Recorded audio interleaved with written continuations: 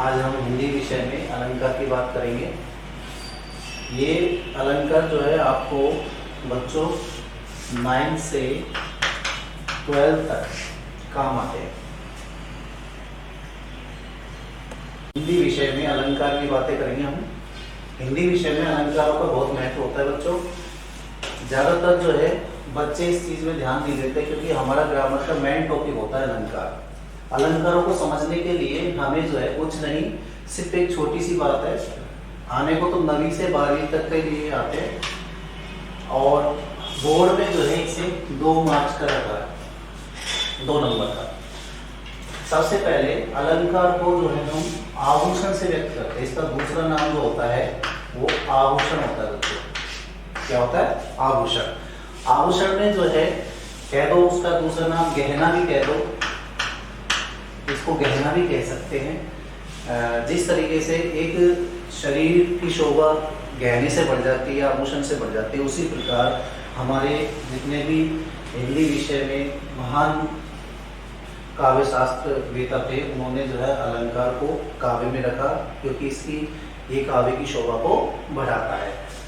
अब जो है सबसे पहले अलंकार में परिभाषा की बात आती है बच्चों।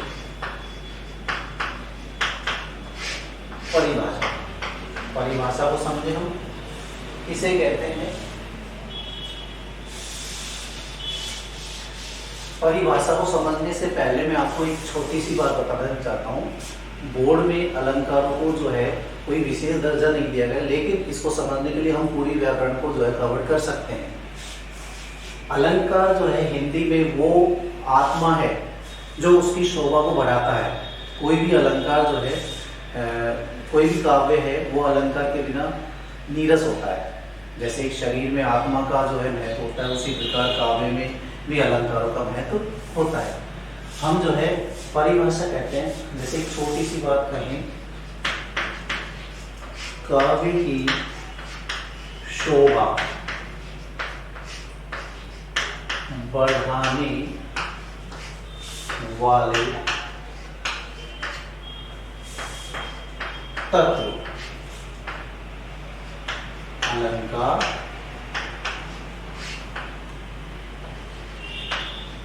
कहलाते हैं। ठीक है बच्चों, समझ आया? काव्य की शोभा बढ़ाने वाले तत्व अलंकार कहलाते हैं। आज के जैसे कंपटीशन के दौर में हम जानते हैं हिंदी के से भी जो है कुछ प्रश्न पूछे जाते हैं। अलंकारों को महत्व दिया गया है, उसमें जो है अलंकार को पूछा जाता है। तो जो बच्चे पढ़ाई के साथ साथ कंपटीशन तैयारी करते हैं उसके लिए जो है हमें बहुत महत्व है इन चीज़ों का। तो काव्य की शोभा बढ़ाने वाले तत्व सिर्फ अलंकार कहलाते हैं, इतना सा है। अब जो है हमको इसको डिवाइड करना है, कितने भागों में अलंकारों को बांटा है। वो सबसे पहला है वो है शब्द अलंकार।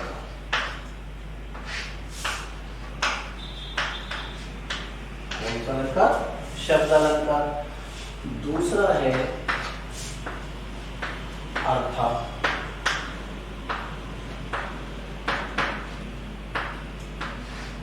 और तीसरा है बच्चों उभय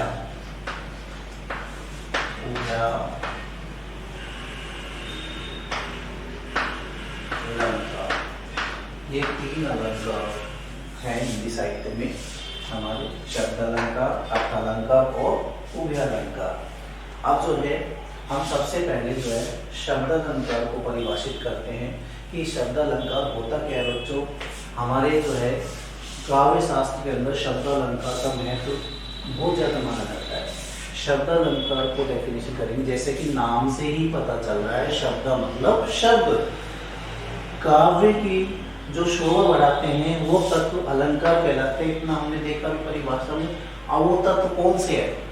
शब्द है, अर्थ है। छोटी सी बात।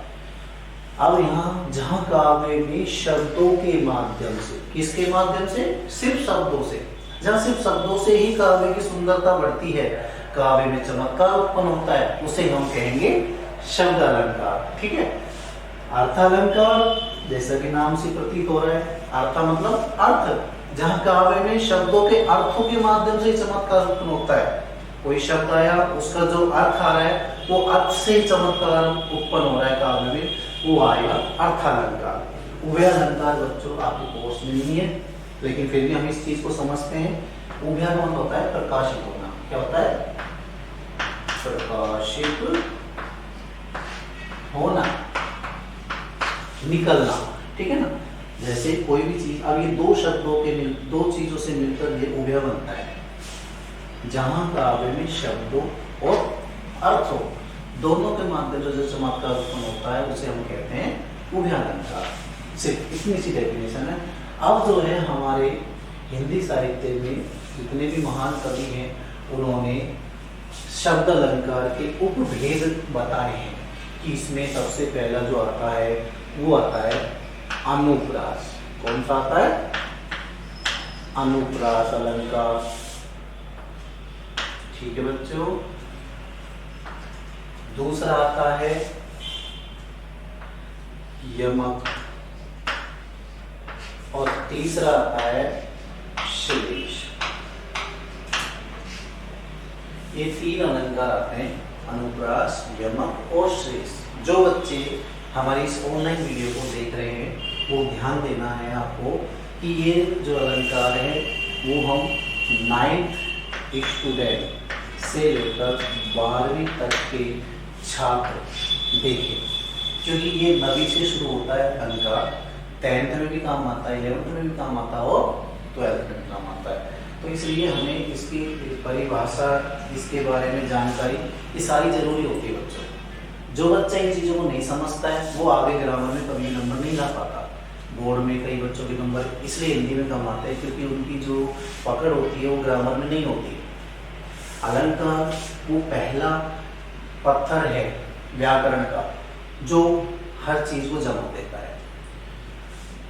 हमारे CCI कैरियर मेकर ने हिंदी क्लास जो है ऑनलाइन शुरू कर दी है और आप इस चीज़ का फ़ायदा ले सकते हो घर बैठे। जैसा कि आप जानते हो मार्च से ही जो है बच्चे बेचारे परेशान हैं, पूरा देश ही जो है परेशान है इस महामारी के चक्कर में। कोई घर से बाहर नहीं निकल पाता है, लेकिन हम जो है घर बैठे उन बच्चों को जो है शिक्षा पहुँचा रहे हैं ताकि वो बच्चा परेशान नहीं हो। हिंदी में आपको जरा सी परेशानी लेने की जरूरत नहीं है, क्योंकि हिंदी में आपको जो है ये चीज़ें समझनी पड़ती है। परिभाषा काव्य की शोभा बढ़ाने वाले तत्व अलंकार कहलाते हैं। अलंकार का शाब्दिक अर्थ होता है गहना, आभूषण। ये छोटा सा है, आपको एक उदाहरण देता हूँ। मैंने ये एक रिंग पहनी हुई है, ठीक है ना, ये मेरा पूर्व में हाथ देखिए, ठीक है ना। इस हाथ की शोभा बढ़ाने के लिए मैं इस आभूषण का प्रयोग करता हूँ, तो ये आभूषण मेरे हाथ की शोभा को बढ़ा देता है। अब पूर्व से अब जो है ये बहुत अच्छा लग रहा है क्योंकि इस आभूषण ने मेरी जो है इस हाथ की आप सुंदरता को बढ़ाया है। उसी तरह से ये अलंकार भी क्या करते हैं, काव्य में रखने पर काव्य की शोभा को बढ़ा देते हैं। बस इतना सा काम है इनका। अब वो कौन से तत्व होते हैं, वो इन तत्वों को 3 भागों में बांटा है आपके सामने, देख लो आप। शब्दालंकार, अर्थालंकार और उभयालंकार। सबसे पहले हमने बात की थी शब्दालंकार। अब शब्दालंकार की बात करें तो बच्चों शब्दालंकार होता क्या है, काव्य की शोभा बढ़ाने वाले तत्व अलंकार, राइट, यहाँ तक ठीक है। शब्दालंकार जैसा कि नाम से प्रतीत हो रहा है, जहां काव्य में सिर्फ शब्दों के माध्यम से चमत्कार उत्पन्न होता है उसे हम कहते हैं शब्दालंकार। तो अब जो है हिंदी साहित्य में सबसे प्रसिद्ध अलंकार अनुप्रास, ठीक है। बोर्ड में 99% इसी को ज्यादा पूछा जाता है। और एक श्लेष अलंकार, ये 2 अलंकार ऐसे हैं जो बार बार पेपर में रिपीट होते रहते हैं। हर साल बोर्ड के एग्जाम में जो है एग्जामिनर इनको उदाहरण से समझाता है या उदाहरण से नहीं तो डायरेक्ट परिभाषा से समझा देता है। ये आप ध्यान देना कि हमारी पकड़ अलंकार में इतनी होनी चाहिए कि हम उसको, एग्जामिनर के 2 तरीके होते हैं पूछने के। एक तो वो उदाहरण देगा और आपसे पूछे कौन सा उपयुक्त पंक्ति में कौन सा अलंकार और उसकी परिभाषा, ठीक है ना। तो आपको जो है उसकी उदाहरण को देखकर और पता करना है कि कौन सा अलंकार है। एक होता है डायरेक्ट परिभाषा पूछे कि जैसे अनुप्रास अलंकार को उदाहरण से समझाओ, तो ये तो होता है इजी सरल। एक थोड़ा सा घुमा के करना वो होता है उदाहरण। लेकिन जो बच्चा इन चीजों को समझ गया ना, चाहे दुनिया का कोई सा भी उदाहरण आए उसके सामने, एग्जामिनर रखे, हम उसको पकड़ सकते हैं। समझ में आया? तो सबसे पहले आज हम इस टॉपिक की बात करेंगे, अनुप्रास की। किसकी बात करेंगे? अनुप्रास की। सब बच्चे ध्यान से देखें, अनुप्रास होता क्या है। इसको मिटा देता हूं मैं।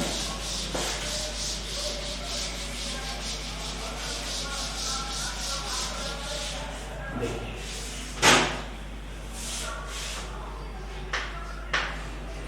अनुप्रास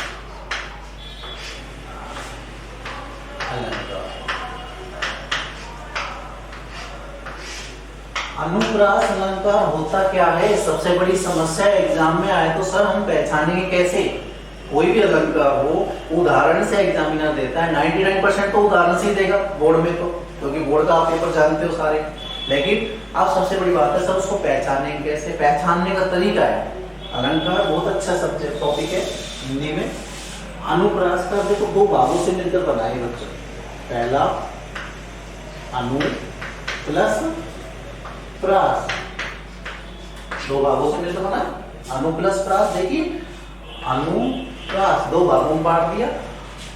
अब अनु का अर्थ होता है बार बार। अनु का मतलब होता है बार बार, उसी पर अनुसरण करना, उसी पर चलना, ठीक है ना, कोई चीज, तो वो होता है बार बार। प्रास का मतलब होता है बच्चों ध्वनि कह सकते हो, ये इसका दूसरा नाम होता है आवृत्ति। ध्वनि या आवृत्ति, तो बार बार प्लस ध्वनि आवृत्ति, अर्थात ऐसी ध्वनि या ऐसी आवृत्ति जो हमें बार बार सुनाई दे। एक जैसी ध्वनि, एक समान ध्वनि, जैसा आपने सुना वो दोबारा सुने, वो ध्वनि। समझ में आया? अनुप्रास का समझ में आया? अनु प्लस प्रास बार बार अनुकर, और प्रास का मतलब होता है ध्वनि या आवृत्ति, अर्थात ऐसी ध्वनि जो हमें बार बार सुनाई दे। सुनाऊं आपको उदाहरण, जैसे खड़क सिंह के खड़कने से खड़कती है खिड़कियां, और खिड़कियों के खड़कने से खड़कता है खड़क सिंह। अब बच्चों मुझे बताओ कौन सी ध्वनि आपको सुनाई दे रही है, कौन से वर्ण की? इसमें ख वर्ण साफ सुनाई दे रही है।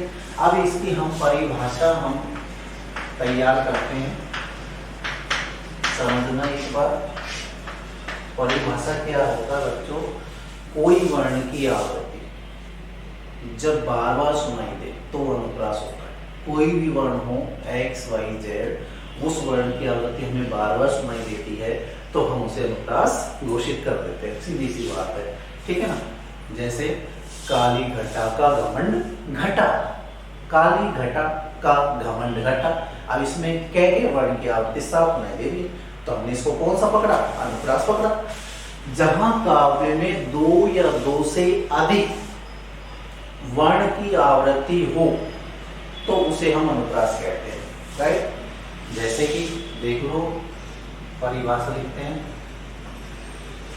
जब किसी काव्य में, जब किसी काव्य में कोई वर्ण, क्या होता है बच्चों? वर्ण, और कोई, इसको कोई वर्ण की आवृत्ति दो या दो से अधिक बार आती है तो उसे क्या कहते हैं? अनुप्रास, राइट। जो बच्चे अनुप्रास अलंकार को नहीं जानते हैं वो अच्छे से समझे।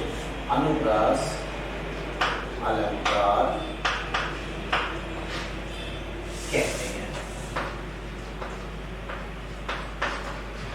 ठीक है। कितने बच्चों को समझ में आया?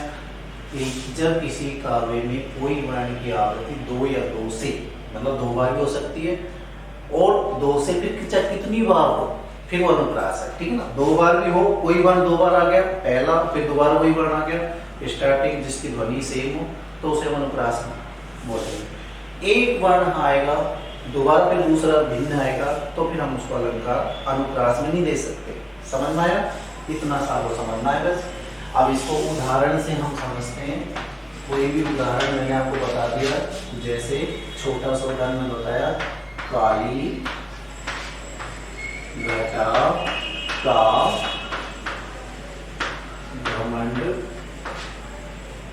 घटा, ये छोटा सा उदाहरण है।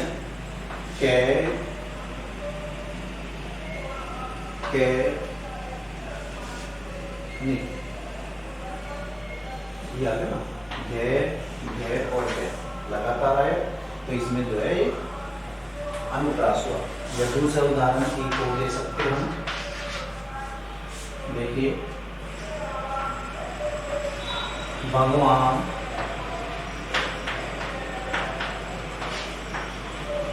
भक्तों की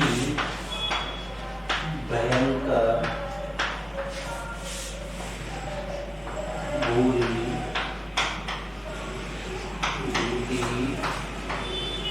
भगाइए। इसमें देखो, भगवान भक्तों की भयंकर बुरी विधि भगाइए। भय भय भय भय भय भय, तो आते हैं। आप इसको जो है समझाने के लिए नीचे लिख सकते हो। आते हैं यहाँ पे भय वर्ण की आवृत्ति कुल कितनी बार हुई है? 1 2 3 4 5 6 बार आई, इसलिए हम इसको अनुप्रास अलंकार कहेंगे। समझ में आ गया आपको? अनुप्रास समझ में आ गया? इस चीज से समझ लो के साथ परिभाषा यहीं आ जाएगी आपकी। अनुप्रास प्रास, अनु मतलब बार बार, प्रास मतलब ध्वनि आवृत्ति, ऐसी ध्वनि आवृत्ति जो बार बार सुनाई दे, उसे हम अनुप्रास अलंकार कहते हैं। जब किसी वाक्य में या काव्य में कोई वर्ण की आवृत्ति 2 या 2 से अधिक बार होती है, तो उसे हम अनुप्रास अलंकार कहते हैं। काली घटक घमंड घटक और भगवान भक्तों की भयंकर बुरी विधि भगाइए। उदाहरण काफी है, तरनी तनुजा तमाल तरुवर बहुछाय, ठीक है, उसमें तय वर्ण की आवृत्ति 5 बार होगी, तो ये अनुप्रास है। अब दूसरा हम ये सिर्फ हम अभी यहाँ शब्द अलंकार के भेद पर चल रहे हैं। शब्द अलंकार के भेद, ठीक है बच्चों, सिर्फ शब्द अलंकार के भेद चल रहे हैं। और सबसे पहला जो है हमने अनुप्रास समझा है। अब दूसरा अलंकार हम समझेंगे, कौन सा हो? यमक। कौन सा है? यमक अलंकार।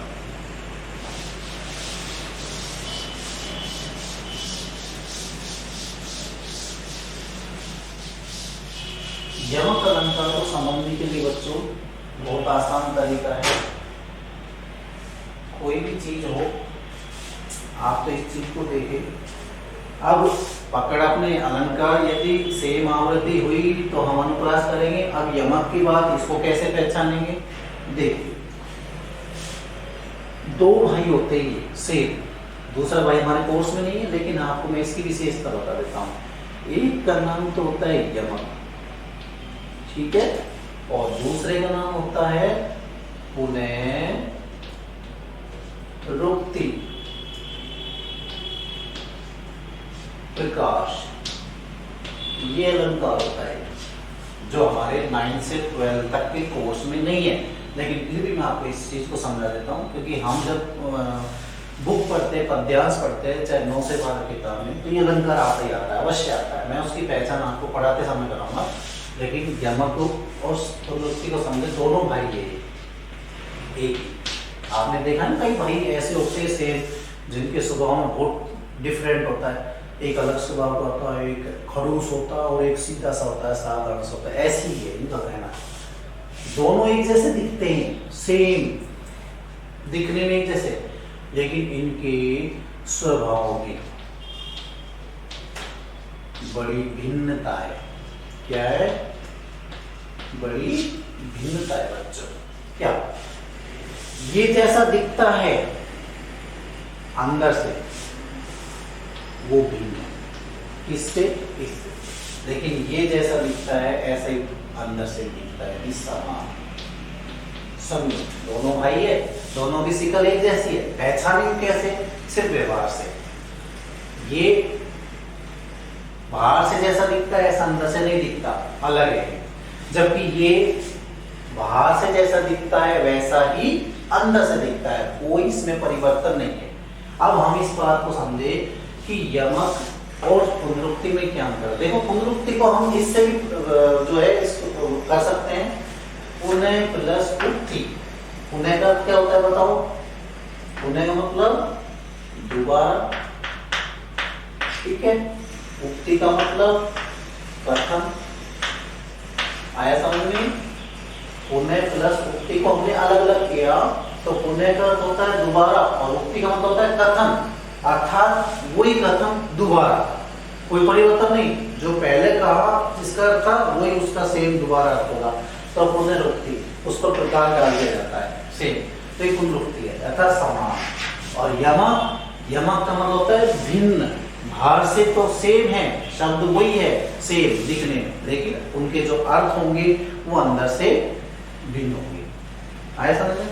अब जैसे एक छोटा सा उदाहरण बता देता हूँ पे, जैसे ये उदाहरण है, 3 बेर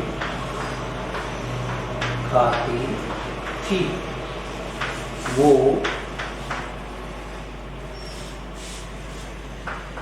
3 बेर खाती है।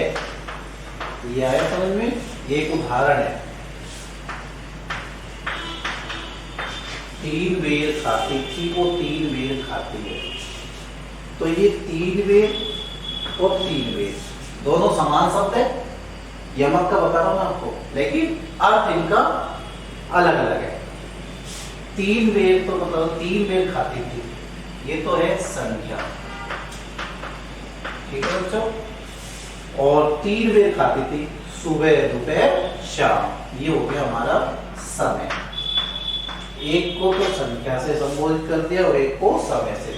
समान शब्द और अर्थ अलग अलग, ये यमक की विशेषता है। 3 बेर खाती थी, 3 आया समझ में? और 3 बेर खाती है यानी वो 3 बार खाती है उसको, सुबह दोपहर शाम, तो एक बार संख्या और एक बार समय, तो ये यमक का अलग है। पुनरुक्ति का, पुनरुक्ति का मैंने आपको समझा ही दिया। अच्छा, परिभाषा में दोनों की परिभाषा सेम है, बस थोड़ा सा डिफरेंट। अभी आपके सामने खोल देता हूँ, परिभाषा इन्हीं से बनाई हमने, ठीक है। देखो, जब किसी वाक्य में कोई 2 समान शब्द, यमक की बता रहा हूँ, नोट कर लेना, यमक अलंकार की परिभाषा है। जब किसी वाक्य में कोई 2 समान शब्द आगे आते हैं और प्रत्येक बार उनका अर्थ अलग अलग निकलता है, तो उसे हम यमक अलंकार कहते हैं। ये यमक अलंकार की परिभाषा। सेम इसी को हम देखते हैं पुनरुक्ति को। जब किसी वाक्य में कोई शब्द, कोई 2 समान शब्द आए और प्रत्येक बार उनका अर्थ भी समान ही निकले, तो उसे हम पुनरुक्ति प्रकार अलंकार कहते हैं। दोनों का अर्थ समझ आ गया? इसमें तो हमने कहा कि जब किसी वाक्य में कोई 2 समान शब्द आते हैं और प्रत्येक बार उनका अर्थ अलग अलग निकलता है, तो उसे तो यमक। और जब किसी वाक्य में कोई 2 समान शब्द आते हैं और उनका अर्थ भी समान ही निकलता है, उसे हम कहते हैं पुनरुक्ति प्रकार अलंकार। दोनों समझ में आ गए? उदाहरण मैंने समझा दिया। एक आपको बहुत अच्छा उदाहरण बताता हूं मैं, इसमें नोट कर लेना, जो ज्यादातर बोर्ड में पूछ लिया जाता है कई बार।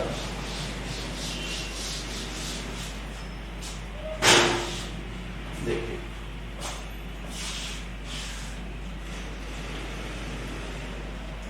कनक कनक ते सो गुनी मादकता अधिकार। आए बच्चे समझ में? कनक कनक ते सोगुनी मादकता अधिकार या खाए बोराय जल, वापाय बोराय।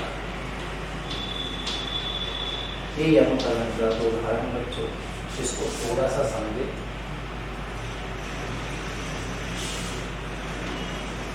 कि कनक कनकते सोगनी, अब यहाँ पे समान शब्द बताओ मेरे को, कौन सा नजर आ रहा है आपको?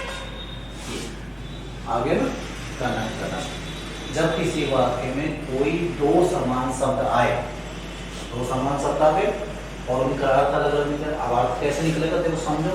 कि कनक कनकते सोगनी मादकता देखा है, पहला कनक है धतूरा और दूसरा कनक का अर्थ है सोना। इसका अर्थ है सोना और इसका अर्थ है धतूरा। कि धतूरे में सोने से कई गुना जो है नशा होता है, ठीक है। धतूरे में सोने से कई गुना नशा होता है, उसमें अधिक होता है। या खाए बोल रहा है, खाए इसको खाने से, धतूरे को खाएंगे तो सोने को नहीं खाएंगे। धतूरे को खाने से जग यानी संसार, बोरा है मतलब पागल करता है ना, नशे में डूब जाता है। और वापाय बोरा, किसको पाने से? सोने को, और सोने को पाने से भी जो है ये पागल हो जाता है। कौन? ये संसार। तो यहाँ पे हमने दो समान शब्द है, अर्थ इनके अलग अलग है। ये यमक अलंकार है, समझ में आ गया आपको? यमक अलंकार हिंदी में इनकी पहचान बहुत सरल होती है।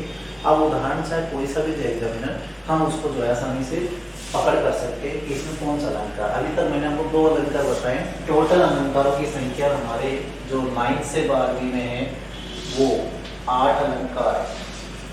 एग्जामिनर आपको 8 अलंकार ही पूछेगा, उनमें से ही दिया जाएगा, 9 अलंकार नहीं दे सकता, ठीक है ना। ये आपको पता होना चाहिए। हमारे कोर्स में साफ साफ है। अभी हमने 2 अलंकार करे हैं, बाकी 6 अलंकार बाकी है। अब तीसरा अलंकार जो हमारा बचा है वो है श्लेष।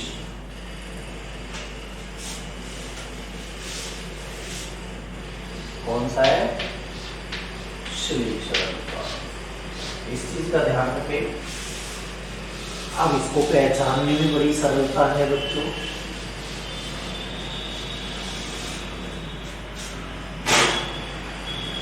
देखिए श्लेष होता क्या है? चिपका। इसका जो सामान्य पता होता है चिपका हुआ, ठीक है, ये इसका अर्थ होता है। श्लेष का अर्थ होता है चिपका हुआ होना। अब आपने गुड़ देखा है, गुड़ एक ही होता है लेकिन उसमें गुण अनेक होते हैं। गुड़ एक, गुण अनेक, कि वो अपने आसपास जो है बहुत फायदे करता है ना। अपने मुंह से अंदर इतनी मिठास होती है कि वो अपने आसपास चींटी मकोड़े है ना सबको ही चैठा लेता है अपने गुण के कारण, अपनी मिठास के कारण। ऐसे ही जो है श्लेष में होता है, ये भी चिपका हुआ होता है, ठीक है। एक शब्द होता है सिर्फ, शब्द अलंकार कर रहे हैं ना बच्चों, ध्यान रखना। शब्द अलंकार का तीसरा अलंकार है ये, और ये नंबरिंग डाल देता हूँ तीसरा। तो शब्द अलंकार में हमने जो है कहा चिपका हुआ होना। एक शब्द होता है और उसके अनेक अर्थ निकलते हैं, ठीक है। शब्द एक और अर्थ अनेक, सिर्फ यही परिभाषा है, डेफिनेशन भी यही है और अर्थ भी इसका यही होता है कि शब्द एक और अर्थ अनेक। जब किसी वाक्य में कोई एक शब्द के अनेकों अर्थ निकलते हैं तो उसे हम क्या कहते हैं? श्लेष अलंकार कहते हैं। इतना सा पता चल गया आपको। अब जो है डेफिनेशन यही है, ठीक है ना। अब एक शब्द आएगा, कोई सा भी आएगा, उसके दो अर्थ भी निकल सकते हैं, दो से अधिक भी निकलते हैं, दो भी निकल गए तो भी श्लेष है, ठीक है ना।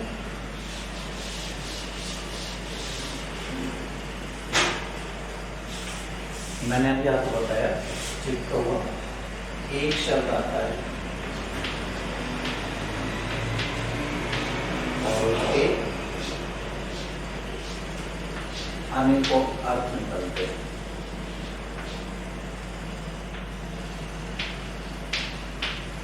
ये इसका फॉर्मूला है, ठीक है, जिसको हम हिंदी में क्या कहते हैं, सूत्र कहते हैं। अब जो है बात आती है उदाहरण की, कैसे समझेंगे, एग्जाम्पल से समझेंगे इसको बच्चों।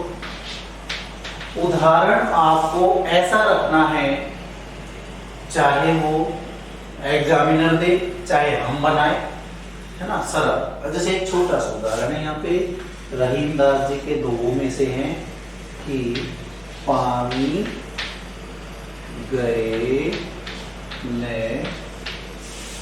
उबरे मोती मानुष चून, ये उदाहरण है। मोती मानस चून, पानी गए न उबरे मोती मानस चून।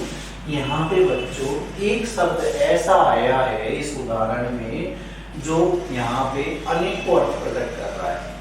वो आप समझ गए होंगे कि कौन सा शब्द है वो, ये शब्द है मात्र पानी।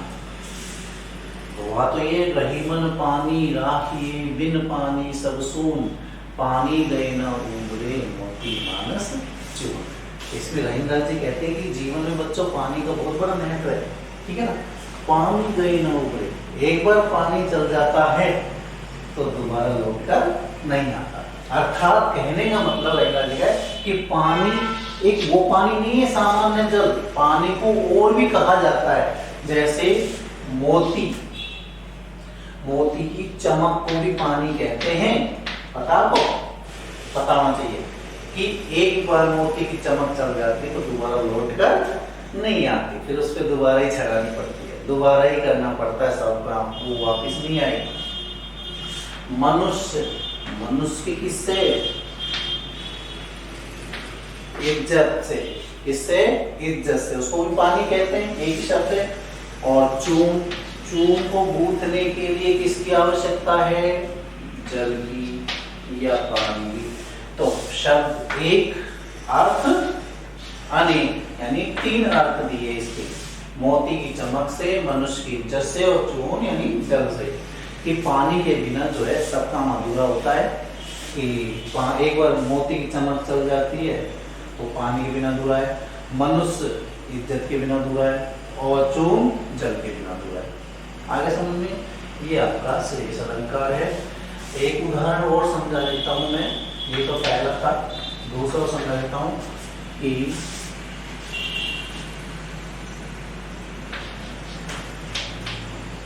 मंगन को देख, मंगन को देख, मंगन मतलब बच्चों मांगने वाला, ठीक है ना, मंगन भिखारी। मंगन को देख, यहाँ लिख देता हूं, पट देख बार बार है कि मंगन को देख, कि भिखारी को देखकर या मांगने वाले को देखकर, पट यानी दरवाजा, दरवाजे को हम बार बार क्या कर देते हैं, बंद कर देते हैं। भिखारी को देखा और बार बार हम दरवाजे को बंद कर देते हैं। तो इस पट का आपको दरवाजा होता है, सबको पता है। और दूसरा भी अर्थ निकाल सकते हैं इसी पट का, क्या बताओ, वस्त्र। एक पट का वस्त्र भी होता है, ठीक है। वैसे मांगने वाले को देखा और देखकर जो है वस्त्रों को बार बार देते हैं। तो ये हो गया आपके श्लेष अलंकार। श्लेष अलंकार हिंदी साहित्य में और अनुप्रास अलंकार, ये दोनों बहुत बड़ा स्थान रखते हैं। कहने का मतलब है हिंदी साहित्य में इनके बिना जो है शब्द अलंकार अधूरा है। शब्द अलंकार के दो ही अलंकार ऐसे हैं जो सूत्राधार है हिंदी साहित्य के। अर्थात कहने का मतलब है कोई भी काव्य होता है, जो कवि जो उस काव्य की रचना करता है तो उसमें जो है इन दोनों अलंकार को तो श्रेष्ठ रखता ही रखता है। हमने 10वीं क्लास में पढ़ा है, सेनापति की बहुत सुंदर रचना है ऋतु वर्णन। उस ऋतु वर्णन में सेनापति ने इसी अलंकार को बहुत सुंदरता से सजाया है अपनी रचना में, और साफ कहा है कि देखो सेनापति की चतुराई, ठीक है ना, जहाँ ग्रीष्म ऋतु को वर्षा ऋतु में बदला उन्होंने, सिर्फ किसके माध्यम से, श्लेष अलंकार के माध्यम से। उन्होंने एक जो ऋतु है, ऋतु ऋतु काल जो होता है अर्थात वर्ष ग्रीष्म ऋतु, उसी को उसमें हमने वर्षा ऋतु में बदल दिया, सिर्फ हमने श्लेष अलंकार की वजह से। तो उनकी चतुराई दिखाई उन्होंने, तो हम जब बुक पढ़ेंगे तो उसमें देखेंगे। आज सिर्फ हिंदी क्लास में अलंकार में परिभाषा और शब्द अलंकार के तीनों अलंकार यही हम पढ़ेंगे। धन्यवाद।